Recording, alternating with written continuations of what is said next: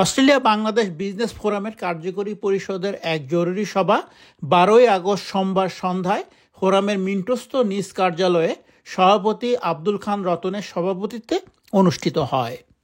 সভার শুরুতে বাংলাদেশের সাম্প্রতিক ছাত্র বিক্ষোভে সকল শহীদদের স্মৃতির প্রতি গভীর শ্রদ্ধা নিবেদন করে 1 মিনিট নীরবতা পালন করা হয়। সভায় অস্ট্রেলিয়া বাংলাদেশ বিজনেস ফোরামের কার্যকরী ও উপদেষ্টা পর্ষদ বাংলাদেশের অন্তর্বর্তীকালীন সরকারকে স্বাগত জানিয়ে একসাথে কাজ করার প্রত্যয় ব্যক্ত করেন। পাশাপাশি অস্ট্রেলিয়া থেকে বৈধ পথে রেমিটেন্স পাঠানোর বিষয়ে সার্বিক কার্যক্রম গতিশীল রাখার আহ্বান ও অঙ্গীকার করেন। সভায় সর্বসম্মতিক্রমে 2 দিনব্যাপী Australia Bangladesh business expo Sydney Australia 3 ও 4 অক্টোবর 2024 থেকে পিছিয়ে আগামী বছর 2025-এর 2 ও 3 অক্টোবর আয়োজনের সিদ্ধান্ত সর্বসম্মতিক্রমে গৃহীত হয়।